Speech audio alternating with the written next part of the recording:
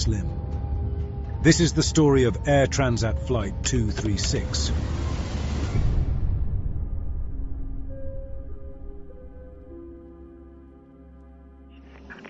All engines clear. Start at will. On August 24, 2001, Air Transat Flight 236 was pushed back from the gate at Toronto Pearson Airport, Canada, with destination Lisbon Airport, Portugal. The route from Toronto to Lisbon crosses the Atlantic Ocean. Starting in Canada, it travels over the Western Atlantic, crossing towards the European mainland before reaching Lisbon. This flight typically takes about 7 hours. The aircraft designated for this flight was an Airbus A330, equipped with 362 passenger seats. Built in 1999, it had accumulated over 10,000 flying hours by the time of the incident. It was loaded with approximately 46.9 tons of fuel, 5.5 tons more than the minimum legal requirement. In the cockpit of the aircraft, there were 2 pilots. The captain was 48-year-old Robert Pichet, who had nearly 17,000 flying hours, with almost 800 of those on the Airbus A330. He was joined by the first officer, 28-year-old Dirk de Jager, who had accumulated 4,800 flying hours, 386 of which were on this specific aircraft type. 4 days before Air Transat Flight 236 took off, it underwent routine maintenance.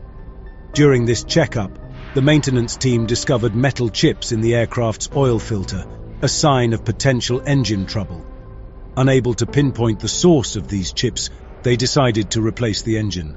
The engine being installed, loaned by Rolls-Royce, was in a pre-service bulletin configuration, while the replaced engine was in a post-service configuration. This difference caused an issue for the technician in charge. The rear hydraulic pump from the removed engine couldn't be fitted onto the replacement engine. The reason was a clash with the fuel pump inlet tube already installed on the loaned engine. Unable to access the service bulletins from the available computer terminals, the lead technician relied on advice from the maintenance engineering department. They recommended using only the rear fuel tube from the engine being replaced. By following this advice, the technicians were able to ensure there was enough space between the fuel tube and the nearby hydraulic tube. After installing the new engine, the technicians inspected the work and found no issues. The engine passed a ground run test, indicating it was functioning correctly, and the aircraft was approved for flight. Just before 1 in the morning, the Airbus took off. The pilots steered the aircraft eastward, ascending to a cruising altitude of 39,000 feet. The first hours of the flight went smoothly, with no issues on board. It was a calm and routine journey as the plane continued steadily toward its destination. But several hours into their journey, while halfway across the ocean, the pilots encountered something unusual. Upon checking the secondary display for engine readings, they spotted abnormalities in the right-hand engine's data. The oil pressure was unusually high, paired with a lower oil temperature and a decrease in oil quantity. These warnings presented a scenario that the pilots couldn't immediately understand.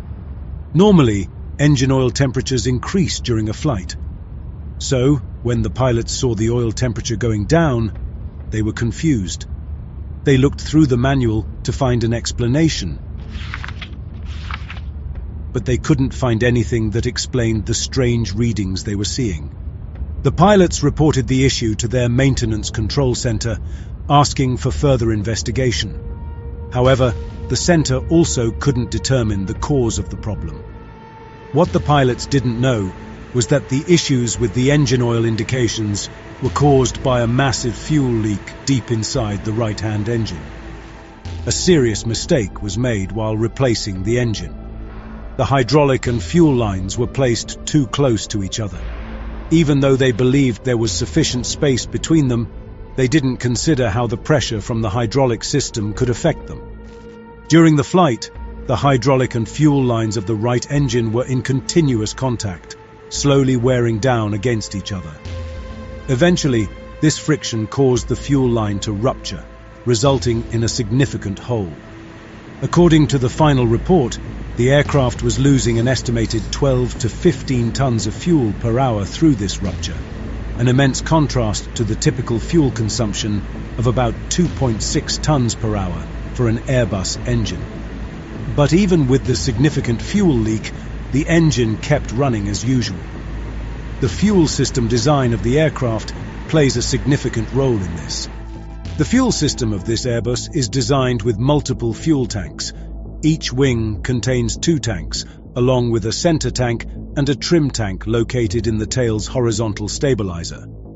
The trim tank serves the purpose of redistributing fuel from the back to the front of the aircraft to maintain its central gravity limits.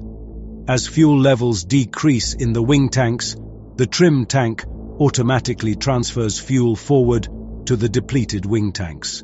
This transfer is normally not scheduled to take place until 35 minutes from the destination airport, when the wing tanks are below 4 tons or when the aircraft descends below flight level 245. This process ensures a balanced fuel distribution for landing. However, in this instance, the trim tank initiated its final fuel transfer prematurely, directing all its remaining fuel forward into the wing tanks much earlier than usual. Despite there being an indication in the cockpit, the pilots did not immediately recognize the abnormality. While still dealing with the oil pressure issue, an advisory message flashed on the ECAM. It's the central display unit in the cockpit, and it alerts the pilots when action is needed. It was an advisory message. The message noted a fuel imbalance between the tanks in the left wing and those in the right wing. A fuel imbalance means that there's more fuel in the tanks of one specific wing than in the other, which is a problem because the aircraft needs to be balanced. When dealing with a fuel imbalance on the Airbus A330, there aren't any specific actions outlined in the ECAM. Instead, the ECAM simply alerts pilots to the imbalance, prompting them to refer to the Quick Reference Handbook for guidance. This handbook is designed to guide pilots through non-normal procedures. Given their familiarity with handling imbalances from simulator training, the captain decided to rely on their experience and memory rather than consulting the Quick Reference Handbook. They opened the cross-feed valve and shut off the fuel pumps in the right wing, intending to transfer fuel from one side to the other. However, unbeknownst to them, this action only worsened the fuel leak, as fuel was being directed from the left wing tank through the damaged right side of the aircraft. Had they consulted the QRH, the first instruction would have cautioned against proceeding with the checklist if a fuel leak was suspected. Within just 10 minutes, as they watched the fuel levels drop rapidly, the pilots realized that the total amount of fuel remaining on board had fallen below the level necessary to safely reach Lisbon. Facing this critical situation, they began exploring alternative landing sites. In the vast expanse of the Atlantic Ocean, the pilots had limited options. They identified Leges Airport, located on the island of Terceira in Portugal, as a viable diversion point. As the pilots considered their diversion strategy, a cabin crew member entered the cockpit to inform them about passengers requiring assistance upon arriving at Lisbon Airport. The pilots explained the urgent need to divert to another airport due to a technical issue. They requested the cabin crew member to visually check the wings. Following the pilot's instructions, the crew member dimmed the cabin lights for a clearer view and used a flashlight to inspect the wings from the cabin windows. Despite the thorough check, no irregularities were detected. A fuel leak would be relatively easy to detect during daylight hours, but spotting one at night becomes significantly more challenging. Because there were no signs of a fuel leak, other than the lower than expected quantity of fuel on board, and with no additional ECAM warnings or alerts, both pilots concluded that the issue was likely a computer malfunction. The pilots considered doing the standard fuel leak procedure, but decided against it. Could it be a fuel leak? Should we start with the standard fuel leak procedure? No. We would then have to descend to a lower altitude, which would worsen the situation. Understood. Investigators later concluded that if the pilots had executed any of the prescribed fuel leak procedures upon diverting to Leges, whether it was the engine fuel leak procedure, the wing fuel leak procedure, or the fuel leak not located procedure, they would have landed with at least 3.8 metric tons of fuel on board. The captain's decision not to follow the fuel leak procedure was influenced by a common thinking mistake known as framing bias. This kind of bias happens when people get stuck on one way of looking at a problem and only pay attention to information that supports that view, while ignoring evidence that doesn't fit. In this case, the pilots thought the issue was just a computer error, so they focused on clues that seemed to confirm that idea. Because they were so focused on this belief, they didn't consider other important signs that could have pointed to a different problem. The pilots found themselves immersed in a whirlwind of tasks, communicating with maintenance control, conducting checklists, and coordinating with cabin crew and air traffic control for the diversion. Amidst this hectic environment, they struggled to find a moment to step back and reevaluate their initial assumptions.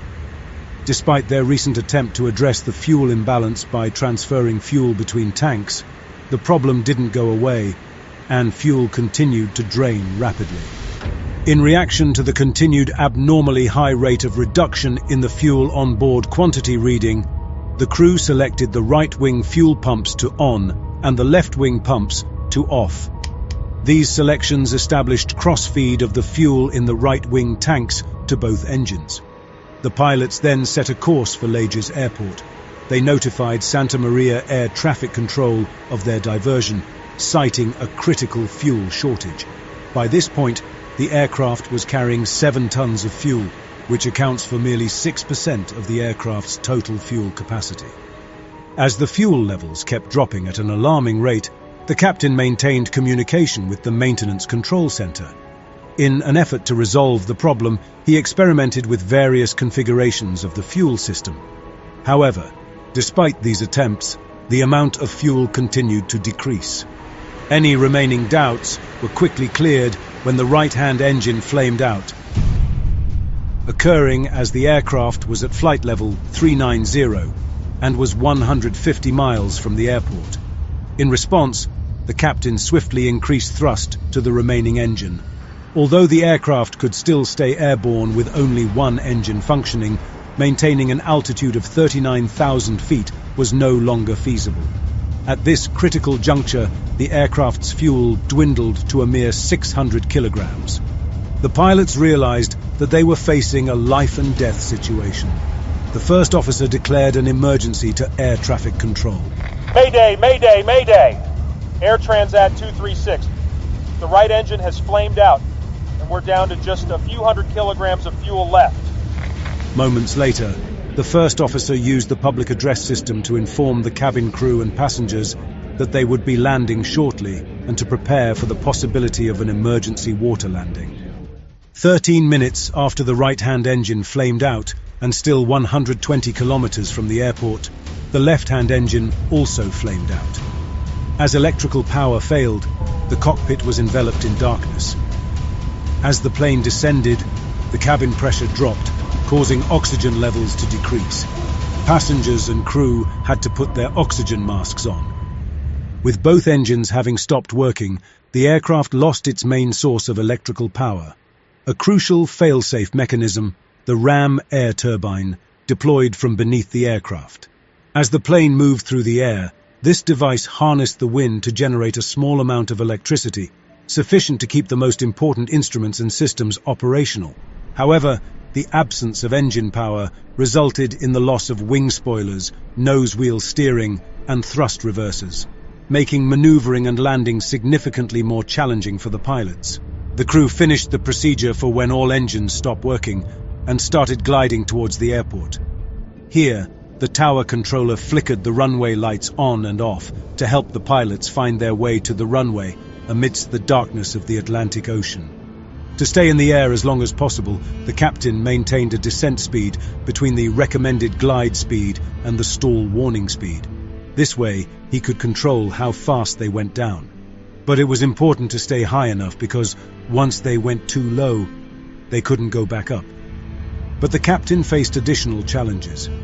he needed to maintain the speed above 140 knots to ensure power from the ram air turbine, while also avoiding speeds over 200 knots, which could complicate landing gear extension. As they neared runway 33, he realized his high-altitude strategy might have worked too well. Instead of being at the normal approach altitude of about 3,000 feet, 10 miles from the runway, they were at 13,000 feet, just 8 miles away. This was much higher than expected, especially with no engine power. To quickly drop altitude, the captain performed a 360-degree turn, a technique often used in gliding to lose about 4,000 to 5,000 feet. At the same time, the first officer put down the landing gear and adjusted the slats at the front of the wings. These steps were vital, giving the plane more lift and letting it slow down without too much drag. After a 360-degree turn, the captain leveled the plane's wings as they neared the runway. However, they were still dealing with being at the wrong altitude, too high for a normal landing approach, but too low to try another complete turn to lose altitude. With no room for mistakes, every move and decision was critical as the plane headed for the runway without any opportunity for do-overs. On the final approach, the first officer carefully watched the airspeed. Because both engines flamed out, they couldn't use flaps, meaning they had to land at a much faster speed of about 200 knots instead of the usual 145 knots. The first officer played a crucial role, constantly updating the captain on airspeed and altitude, helping him manage the challenging landing.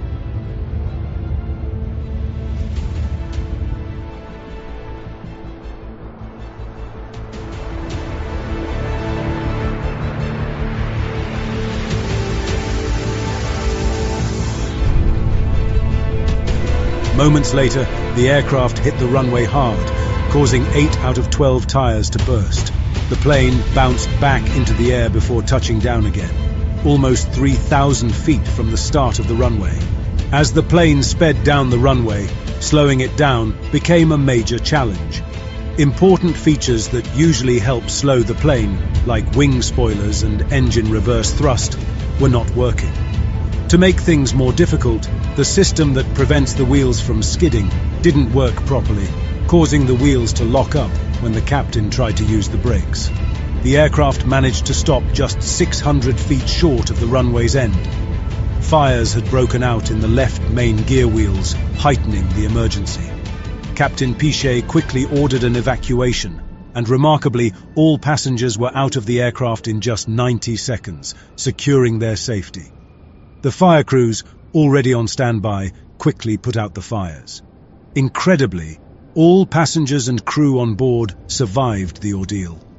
Following their miraculous landing, the event was marked as the longest glide by a passenger aircraft in aviation history without any fatalities. The crew was initially celebrated as heroes. However, as time passed, questions surfaced about the events leading to the critical fuel shortage over the Atlantic. Doubts began to circulate regarding the crew's decision-making, especially why they appeared to overlook their instruments' warnings of rapidly decreasing fuel levels.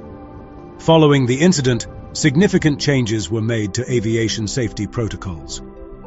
Airbus introduced a new warning system in their flight management computers, designed to alert pilots to a significant fuel loss, a key indicator of a potential fuel leak.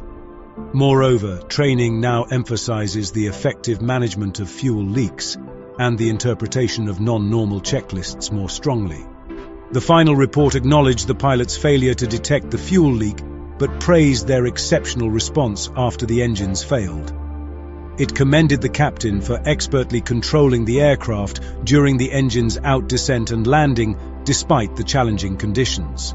The first officer was praised for providing valuable support during the glide and landing. The captain and first officer were therefore honored with the Superior Airmanship Award by the Airline Pilots Association. In conclusion, 3 primary factors contributing to the incident can be identified.